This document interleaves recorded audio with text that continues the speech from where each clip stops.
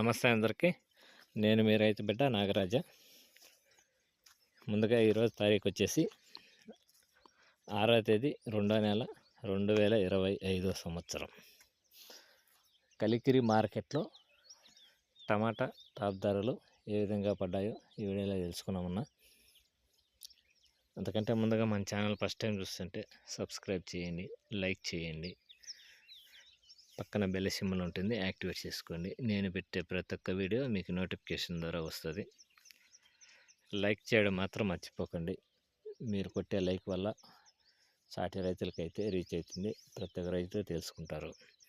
వీడియోలోకి అయితే వెళ్దాము. కలికిరి మార్కెట్లో 15 kgs బాక్స్ అయితే ఉంటాయన్న.